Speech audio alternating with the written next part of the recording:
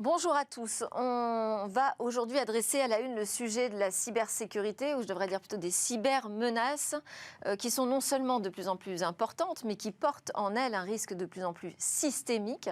Et cette question qui a été soulevée par un des grands assureurs européens, le cyber-risque va-t-il devenir inassurable? On en parlera donc avec Philippe Cottel, administrateur et président de la commission cyber pour l'AMRAE. Vous êtes aussi vice-président de la FERMA. On expliquera tout ça tout à l'heure ensemble dans le Tech Talk. Bonjour et bienvenue. Bonjour. Et Bernard Montel, directeur technique et sécurité stratégique pour la zone EMEA de Tenable. Vous êtes un expert de la cybersécurité, donc vous avez deux regards comme ça complémentaires pour nous aider à soulever cette question qui fera le débat du jour. Mais avant, je vous propose que l'on démarre avec le Nutri-Score qui a été modifié récemment. On va en parler avec une des représentantes françaises au comité scientifique. Elle s'appelle Chantal Julia. Bonjour. Bonjour. Merci beaucoup d'être avec nous ce matin. C'est derrière ce Nutri-Score qui nous permet d'avoir un bon indicateur sur la valeur nutritionnelle des aliments que nous consommons, que nous achetons. C'est un algorithme. C'est un algorithme qui est censé prendre en compte plusieurs paramètres qui vont faire l'unanimité au sein de la communauté européenne et aussi de l'agroalimentaire. Pourtant, j'ai titré algorithme de la discorde parce que visiblement tout le monde n'est pas d'accord. Mais est-ce qu'on n'est pas en quête d'un algorithme parfait? Est-ce que l'algorithme parfait existe? Vous allez nous aider à répondre à ces questions. Je précise que vous êtes chef du département de santé publique des hôpitaux de Paris-Seine-Saint-Denis, également enseignante-chercheur attachée à l'équipe de recherche en épidémiologie nutritionnelle à l'université Sorbonne Paris-Nord. Et donc, vous avez participé au développement de ce Nutri-Score en Europe. Alors déjà, première question, qu'est-ce qui a changé là depuis le début 2023 dans ce Nutri-Score ? Alors, la structure de l'algorithme reste la même. C'est-à-dire que le Nutri-Score est un algorithme qui est calculé sur la base des données qui sont à l'arrière du paquet, qui sont les valeurs nutritionnelles. Et ça, c'est une contrainte qui restera pour le Nutri-Score, puisqu'il s'agit d'un élément de transparence sur la composition nutritionnelle. Donc, la structure de l'algorithme n'a pas changé. Ce qui a changé, c'est la façon... C'est-à-dire qu'on prend en compte la valeur nutritionnelle, mais en revanche, pas la quantité, par exemple, que l'on va consommer du produit. Non. On prend systématiquement 100 grammes ou 100 millilitres du produit comme initialement. C'est-à-dire là, vraiment, la structure n'a pas changé. Ce qui a changé, c'est la façon dont la pondération a pu avoir entre les différentes composantes. Donc le Nutri-Score prend en compte des éléments qui sont plutôt défavorables pour la santé, l'énergie, les acides gras saturés, le sucre ou le sel, mais aussi des éléments qui sont plutôt favorables comme les protéines, les fibres ou le pourcentage de fruits et légumes. Donc c'est vraiment la façon dont on prend en compte ces différents éléments les uns par rapport aux autres qui a changé, mais la structure elle-même reste la même. Est-ce qu'on dirait que c'est une pondération plus souple ou plus sévère ? A priori, sauf pour un certain nombre de produits qui sont vraiment plus favorables pour la santé, globalement, l'algorithme il est un peu plus strict qu'auparavant. Bon, alors qu'on avait déjà pas mal de voix qui se soulevaient en Europe pour dénoncer ce Nutri-Score qui bannit finalement certains produits traditionnels, je pense notamment en Italie. Alors, le Nutri-Score ne bannit strictement aucun produit. C'est pas parce qu'il y a un E que ça veut dire que le produit est toxique, il ne faut pas le consommer. C'est un indicateur, disons, relatif de la qualité nutritionnelle des produits qui va vous dire que plus vous allez vers le A, globalement, plus le produit est de bonne qualité nutritionnelle. Ça ne veut pas dire qu'il ne faut pas consommer du produit D ou du produit E, c'est juste qu'il faut en considérer la fréquence ou la quantité. Et là, c'est tout à fait cohérent avec les recommandations nutritionnelles. Les produits traditionnels dont on parle, c'est les produits type charcuterie ou fromage. Et ces produits-là, ils sont consommés en petite quantité ou avec des fréquences qui ne sont pas tout à fait quotidiennes nécessairement. Donc, c'est totalement cohérent et il n'y a pas nécessairement de... dire que le Nutri-Score bannit des produits est faux. Est-ce que, où est la difficulté finalement dans l'élaboration de ce calcul mathématique ? Parce que donc on en a parlé, il a été légèrement modifié. Vous nous dites pour certains produits ça va être quand même un peu plus strict. Qu'est-ce qu'il a fallu modifier? Où est la difficulté? Comment on place le curseur? Alors, c'est effectivement quelque chose d'assez complexe. Des profils nutritionnels, il y en a plusieurs. Celui du Nutri-Score est celui qui a été le plus validé. C'est-à-dire qu'il y a quand même beaucoup d'études scientifiques qui ont prouvé que c'était associé à qui avaient des relations avec la santé et qu'améliorer la qualité nutritionnelle des produits qu'on consomme était associé à un moindre risque de maladie nutritionnelle.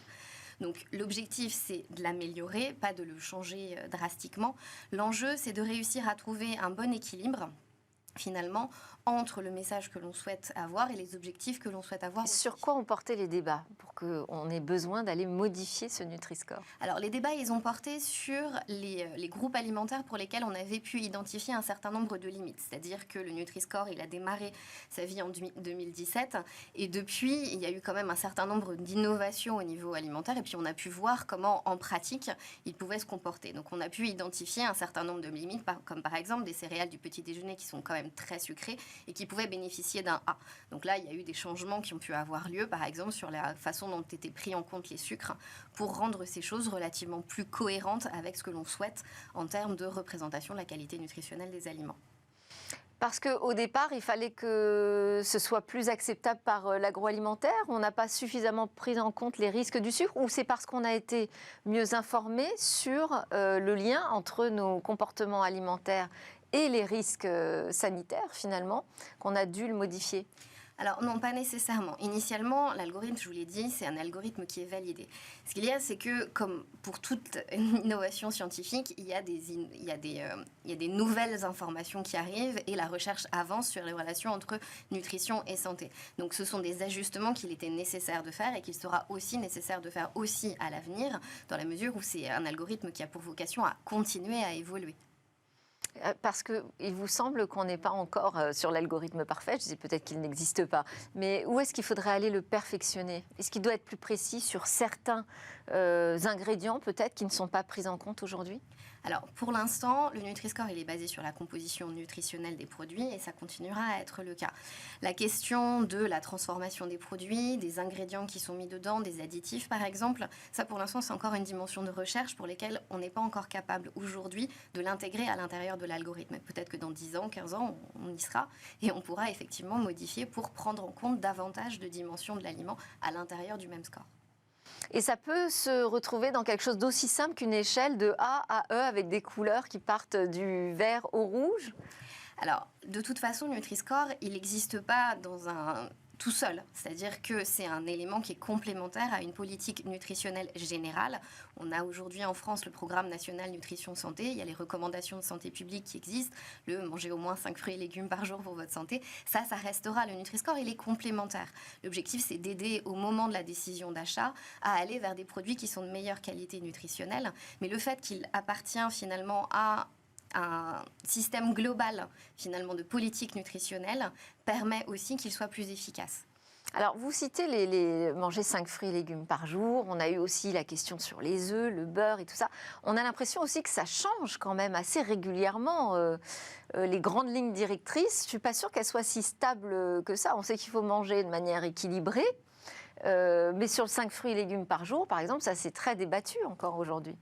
Alors, le 5 fruits et légumes par jour, ça fait 20 ans. Et a priori, ça a peu de chances de changer. C'est au moins 5 fruits et légumes. Alors là, si vous voulez, je fais venir des nutritionnistes qui peuvent vous dire que ce n'est pas forcément 5 fruits et légumes par jour qui donnent la clé d'une bonne santé ou d'une bonne alimentation. Sur les œufs, il y a une période où c'était fortement déconseillé. Aujourd'hui, on nous dit qu'au contraire, ce sont d'excellentes protéines. Est-ce que ce Nutri-Score tient compte justement de l'évolution peut-être de nos connaissances sur le lien, encore une fois, entre nos comportements alimentaires et notre santé? Alors aujourd'hui, l'algorithme, il a été prouvé qu'il est effectivement lié à notre santé. Donc, quelque part, ça prend en compte les éléments dont vous parlez, des relations entre la consommation de certains produits alimentaires et la santé. Encore une fois, c'est complémentaire. Ce qui est sûr, c'est que les recommandations nutritionnelles, elles sont élaborées par des experts. Elles sont révisées régulièrement. Donc, la dernière mouture, finalement, des recommandations nutritionnelles, c'était aussi en 2017-2018. Et la structure générale reste quand même stable. C'est plutôt des ajustements sur les quantités, sur quels sont les groupes qui sont plus ou moins recommandés, mais globalement, la structure reste la même et on a tout de même suffisamment de recul pour avoir un certain nombre d'éléments qui restent quelques stables au cours du temps. Et sur les quantités, justement, je disais que ça ne prend pas en compte la quantité que l'on consomme d'un produit. Est-ce que ça pourrait être quelque chose qui vienne s'intégrer dans un Nutri-Score ?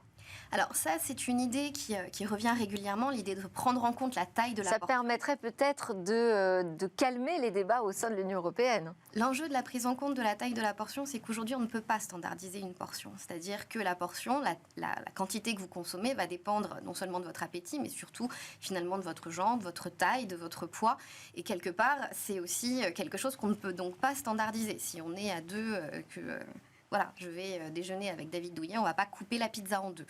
Moi, je vais en manger moins parce que forcément, j'ai besoin de moins. Donc, à partir de là, standardiser une portion et l'intégrer à l'intérieur d'un algorithme peut finalement donner des résultats qui ne sont pas cohérents finalement avec ce que l'on souhaite. Ouais. Et du coup, le Nutri-Score, c'est un élément de qualité nutritionnelle globale sur 100 grammes. Ça permet de vraiment comparer les produits entre eux. Tout d'autant que la portion, aujourd'hui, elle est fixée par l'opérateur économique. Donc, il est possible d'avoir des produits qui sont très similaires et qui vont avoir des tailles de portions qui vont varier. Et la dernière raison, c'est que finalement, aujourd'hui, par exemple, quand on compare les prix des aliments, on va comparer les prix au kilo. On ne va pas consommer 1 kilo de chaque produit. De la même manière, on compare la qualité nutritionnelle au 100 grammes, ce qui permet d'avoir un élément de référence qui reste stable, quel que soit le type de produit qu'on regarde. Mais ce qui donne parfois des résultats surprenants, parce qu'on se dit, bon, ben, on ne va pas boire 1 litre d'huile dans la journée, typiquement, donc l'huile va avoir un très mauvais score, mais on en consomme finalement beaucoup moins que certains autres produits qui peuvent avoir des scores plus positifs. Oui, mais même à l'intérieur des huiles, vous allez avoir des différences. C'est-à-dire que vous allez trouver les huiles végétales qui contiennent très peu d'acides gras saturés. Dans le nouvel algorithme, elles peuvent aller jusqu'au B. Là où vous allez trouver les huiles ou le beurre qui sont très riches en acides gras saturés qui vont aller vers le E. Et donc, vous avez toute la panoplie qui est disponible. Et pourtant, vous n'allez pas changer la quantité que vous allez consommer à l'intérieur de votre régime, alors qu'il y a des couleurs qui sont différentes. En tout cas, en France, on a adopté ce Nutri-Score. Aujourd'hui, ça fait vraiment partie du paysage agroalimentaire. Merci beaucoup pour vos explications, Chantal Julia, donc de l'Université Paris-Sorbonne. Sorbonne Paris-Nord. C'est une question finalement d'évaluation des risques. Là, c'est des risques sur la santé, sujet hautement délicat. On va maintenant essayer d'étudier comment on évalue les risques en matière de cybersécurité avec vous, Philippe Cotel et Bernard Montel. Ce sera le Tech Talk dans quelques secondes.